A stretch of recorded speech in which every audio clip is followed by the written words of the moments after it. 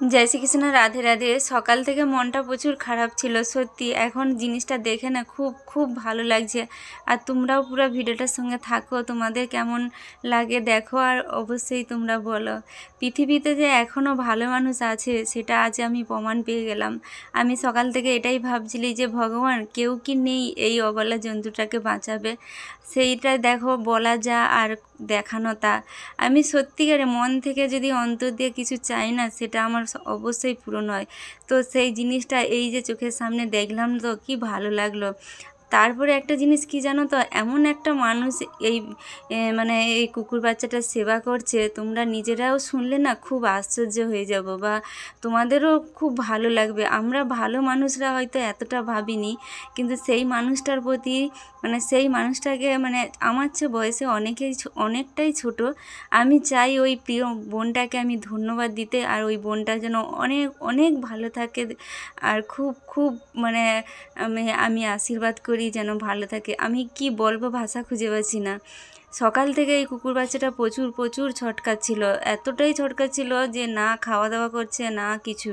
আমিও মানে লাস্ট পর্যন্ত অধৈর্য হয়ে কাছে গিয়ে একটু জল দিলাম।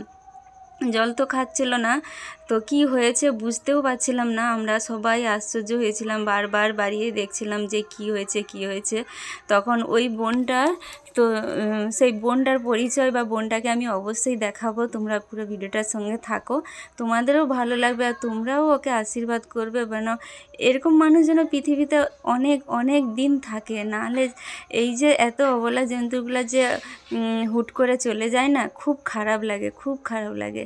তো যাই হোক, বলতে বলতে তারপরে ওই বোনটা ডাক্তারবাবুকে ডেকেছে, অনেকবার ডাক্তারকে ফোন করে করে ডেকেছে, ডেকে তাকে ট্রিটমেন্ট করলো। কেননা যেহেতু কামড়ানো মানে এতটাই অসহ্য যন্ত্রণা হচ্ছিলো, কামড়ানোর মতন অবস্থা হয়ে গেছিলো, তার জন্য মুখে বেঁধে দিয়েছিল যাতে না কেউ কাউকে কামড়াতে পারে। কিন্তু তাকে তো ইঞ্জেকশন দিতে হবে, ওষুধ দিতে হবে, নাহলে তো সুস্থই হবে না।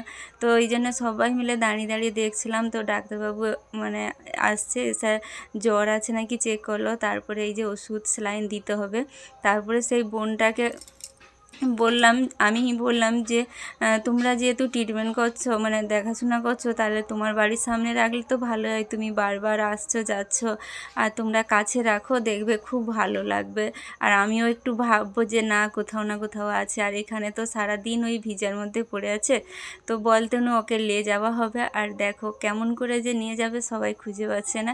তারপরে আমাদের কর্তামশাই ওকে ধরলো। ও যেহেতু কুকুরগুলোকে খুব ভালোবাসে তার জন্য ওই ধরে নিয়ে গেলো। কেননা ডাক্তারবাবু পা ধরতে না বলছিলো, বললে মাথার কাছে ধরো আর নিয়ে চলো।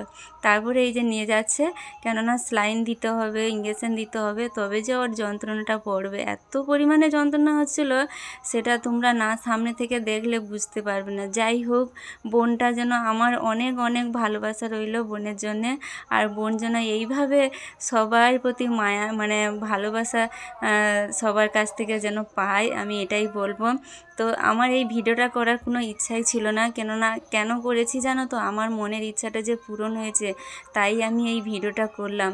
আর সত্যিকারে আমরা না অনেক সময় আমাদের নিজেদের অসুস্থ হলে আকপাক করে ডাক্তারের কাছে চলে যাই ওষুধ খেলেই, কিন্তু এই অবলা জন্তুগুলা তারা তো আর কিছু করতে পারে না, তারা ছটকিয়া চোখের সামনে শেষ হয়ে যেতে দেখি। তো আমাদের বাড়ির কুকুরটাও অসুস্থ হয়ে গেছিলো, তোমাদেরকে দেখিয়েছিলাম, সেও এখন ভালো আছে। তো একে ট্রিটমেন্ট দেখেও খুব ভালো লাগলো। আর এই দেখো স্যালাইন দিয়েছে, স্যালাইন দেওয়ার পরে একটু শান্ত হয়েছে, চুপচাপ শুয়ে আছে। তো আমাদের কর্তামশাই আর ওই বোনটার বাবা দুজনে মিলেই ধরে আছে। তারপরে এই যে দেখো এই বোনটা কিন্তু চোখে দেখতে পায় না, অনেক শিক্ষিত, পড়াশোনা অনেক দূর করেছে, আর খুব খুব মিষ্টি একটা বোন। মানে কুকুরগুলো অসুস্থ নাকি দেখতেই পারে না। তোমরা বলো কেমন লাগলো, আর ঠিক করেছে না?